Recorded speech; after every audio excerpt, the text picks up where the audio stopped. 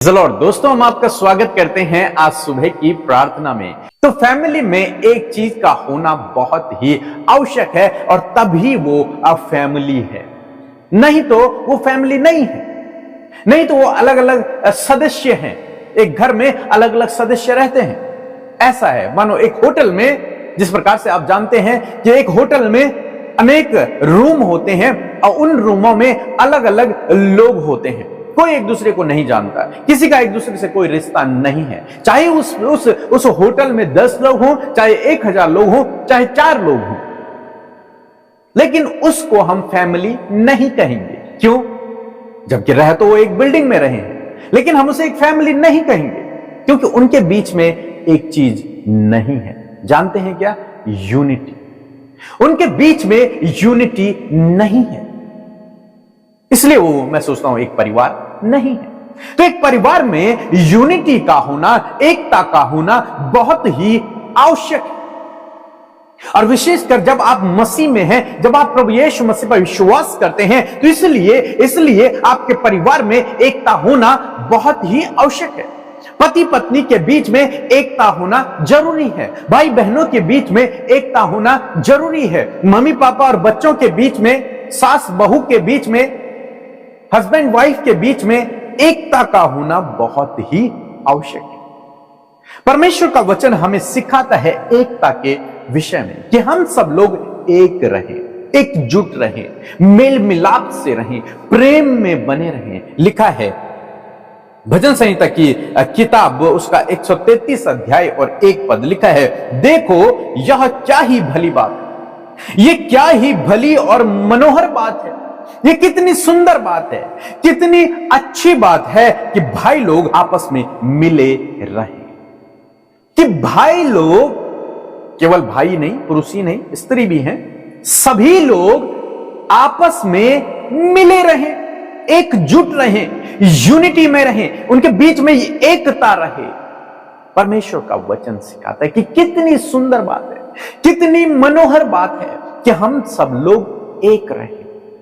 इसीलिए आप जानते हैं कि जब यीशु मसीह ने अपने चेलों को भेजा तो उन्हें 2-2 करके भेजा, अकेला नहीं भेजा। इसीलिए बाइबल कहती है कि आदम का अकेला रहना अच्छा नहीं है, इसलिए मैं उसके लिए एक सहायक बनाऊंगा। मींस, कहने का क्या मतलब है कि परमेश्वर चाहते हैं कि हम एकता में रहें।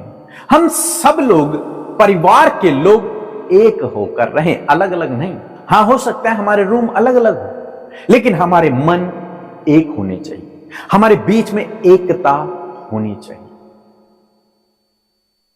यदि आपके परिवार में एकता नहीं होगी तो गड़बड़ियां फैलेंगी। दुष्ट आपके परिवार में गलत कामों को कर सकता है, बहका सकता है लोगों को, लड़ाई झगड़ों को लेकर आ सकता है। लेकिन यदि आपके परिवार में एकता है, आप एक दूसरे को अंडरस्टैंड करते हैं, आप सब लोग मेल मिलाप से रहते हैं, तो कोई भी बाहर से आकर आपके परिवार में कुछ भी लड़ाई झगड़े को पैदा नहीं कर पाएगा, कोई भी मनमुटाव नहीं होगा। तो इसलिए कोशिश करें अपने परिवार में एकता को लाने की, मेल मिलाप को लाने की, मेल करके रहना सीखें। अक्सर देखा जाता है कि लोग अलग अलग रहना पसंद करते हैं, अकेला रहना पसंद करते हैं। क्यों? आज की डेट में ये इसलिए क्योंकि कोई भी किसी की जिम्मेदारी उठाना नहीं चाहता, इसलिए कोई काम नहीं करना चाहता, इसलिए इतने बड़े परिवार के कौन काम करेगा, इसलिए अनेक प्रकार के रीजन हैं। लेकिन यदि आप मसीह में हैं, आप प्रभु यीशु मसीह पर विश्वास करते हैं, तो आपको आपस में मेल मिलाप रखना है, मेल मिलाप से रहना है। तब परमेश्वर आपके परिवार को और अधिकाई से बढ़ाएगा, समृद्ध करता चला जाएगा, सफल करता चला जाएगा। आप एक मजबूत मसीह परिवार बनोगे और दुष्ट आपके परिवार में किसी भी प्रकार से कोई भी गड़बड़ी नहीं कर पाएगा। इसलिए दोस्तों, क्या ही मनोहर और भली बात है कि सब लोग आपस में मिले रहें। तो मैं आशा करता हूं आप समझ गए होंगे कि आपको क्या करना है। आपको स्टेप आपने लेना है, क्योंकि आप मसीह हैं, आप प्रभु यीशु मसीह पर विश्वास करते हैं। इसलिए इस एकता को दिखाने के लिए आपको सबसे पहले आना है, इस यूनिटी को बनाने के लिए आपको सबसे पहले आना है। दूसरा तो इस बात को नहीं जानता, लेकिन आप समझ रहे हैं, इसलिए आपको सबसे पहले आना। सो प्रभु आपको इस वचन के द्वारा बहुतायत से आशीष दे। आमीन। द लॉर्ड आप सबको जय मसीह की। परमेश्वर का धन्यवाद देते हैं सुंदर सी सुबह के लिए। और सच में ये बहुत ही सुंदर बात है कि हम सब आपस में मिले हुए हैं, हम सब आपस में इस संगति में हिस्सेदारी बनाए रखते हैं, क्योंकि परमेश्वर ने हमें ये सुंदर संगति दी है। आइए मिलकर हम प्रार्थना करेंगे। धन्यवाद धन्यवाद धन्यवाद करते हैं जीवित अनुग्रहकारी दयालु हमारे पिता। हम आपका आदर और सम्मान और आपकी तारीफ करते हैं, क्योंकि आप इसके योग्य हैं। धन्यवाद देते हैं परमेश्वर की प्रभु रात भर आपने संभाला, सुरक्षित रखा, और ये नया दिन प्रभु हम में से हर एक जन के जीवन में जोड़ा है, और हम सब जीवित रहकर परमेश्वर इस सुंदर सी संगति का हिस्सा बन पाए पिता। आपके वचन को अपने जीवन में हम रिसीव कर पाए पिता। ये खूबसूरत पल और इस खूबसूरत प्रभु फेलोशिप के लिए हम आपका धन्यवाद करते हैं। यीशु आपका धन्यवाद, आपकी उपस्थिति इस सुबह में हमारे साथ में है। आपका पवित्र आत्मा जो सहायक है पिता हमारे साथ में है। मैं धन्यवाद देती हूँ पिता, मैं धन्यवाद करती हूँ और आदर और सम्मान करती हूँ यीशु, क्योंकि आप इसके योग्य हैं। धन्यवाद करते समय जब आपके लोग इस सुबह के समय आपके सम्मुख हैं प्रभु, आज का दिन इनके लिए बहुत ही प्रभु जी आशीष भरा होने पाए। आज के दिन में तेरी खुशियां, तेरा आनंद प्रभु, तेरी शांति इनके जीवनों में आए, और हर एक डिस्टर्बेंस, गलत बातें, नेगेटिविटी इसी वक्त इनके जीवन से चली जाए। प्रभु हम वचन का आदर करते हैं प्रभु, जो आज की सुंदर सुबह में आपने दिया है।